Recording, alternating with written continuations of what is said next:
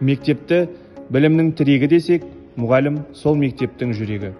Мен Сайрамбеков Әділғазы Асқатұлы, Жетісу облысы, Панфилов ауданы, Головацкий ауылындағы Головацкий атындағы орта мектебінің математика пәнінің мұғалімімін.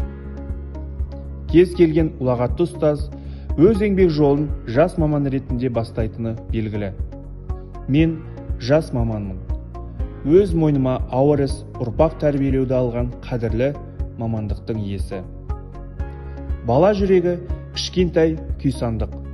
Сол сандықтың кілтін тапсан ғана ашылады демекші, бала бойындағы дарынды ашу, оны өмір атты үлкен жолға жетелуде мұғалімнің атқарар рөлі зор. Барлық мамандықтың бастауы, ұстаздықтың ұлы жолын таңдауда бала күнімдегі арманым адастырмапты.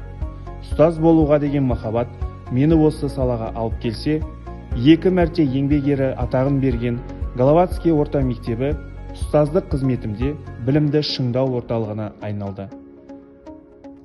Тәлімгерім Тезекбаева Назира Сакеновна мұғалімнің кәсіби тұрғыда қалыптастыруда, жүктелген міндеттерді өздігінен әрі сапалы етіп орындауда, ұстаздық қызметтің қыр-сырын игеруге көмектесіп, бағыт-бағдар беріп отыруда.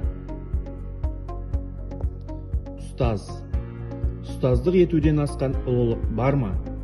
Уақытымен санаспай, бағытыңнан адаспай, ұстаздық ете білу бір ерлік.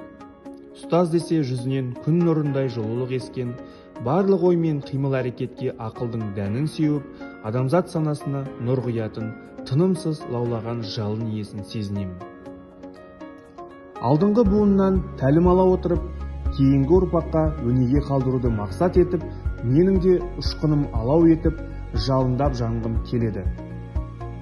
Бұл менің таңдауым, менің жүрегімнің мектебі.